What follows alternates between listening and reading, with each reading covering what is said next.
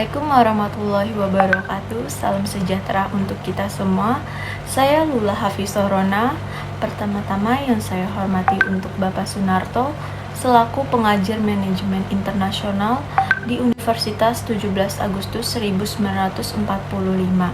Dan tak lupa juga yang saya hormati teman-teman mahasiswa Untak 1945.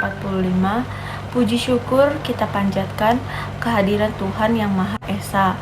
Kita masih diberi kesehatan pada saat ini. Adapun saya yaitu untuk mempresentasikan sebuah materi yang berjudul Perdagangan Internasional dan Pertumbuhan Ekonomi. Perdagangan internasional merupakan sarana untuk melakukan pertukaran barang dan jasa. Pertumbuhan ekonomi adalah proses perubahan dengan kondisi perekonomian di dalam suatu negara secara berkesinambungan yang menuju pada keadaan yang lebih baik selama dalam periode tertentu. Teori perdagangan internasional. Teori perdagangan internasional itu ada 3. Yang pertama, perdagangan internasional menyangkut 2 transaksi. Yang kedua, perdagangan internasional memberikan keanekaragaman barang dan jasa.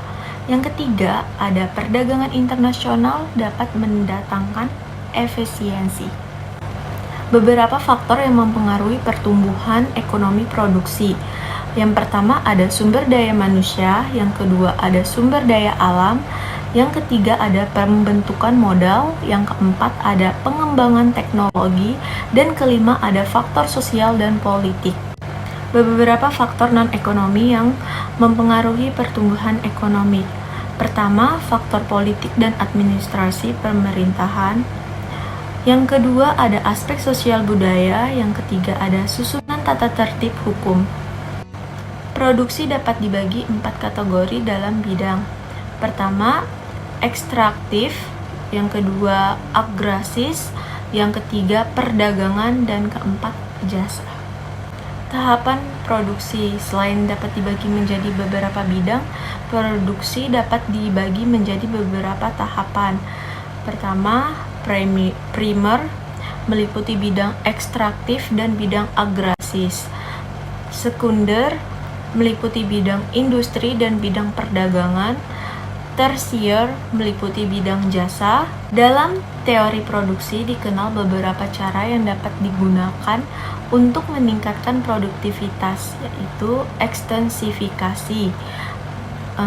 Itu adalah peningkatan produktivitas dengan cara menambah jumlah faktor produksi yang digunakan, sedangkan intensifikasi dilakukan dengan cara memaksimalkan kapasitas faktor produksi yang telah ada.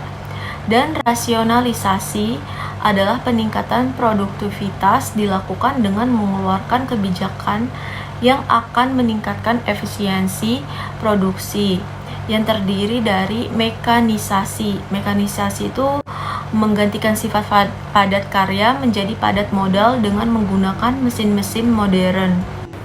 Sedangkan spesialisasi melakukan pembagian kerja sehingga satu orang bertanggung jawab pada satu jenis pekerjaan saja. Sedangkan standarisasi membuat standar tertentu terhadap bentuk, ukuran, bobot, dan detail lainnya dari suatu produk. Sekian presentasi dari saya, kurang lebihnya saya mohon maaf. Wassalamualaikum warahmatullahi wabarakatuh.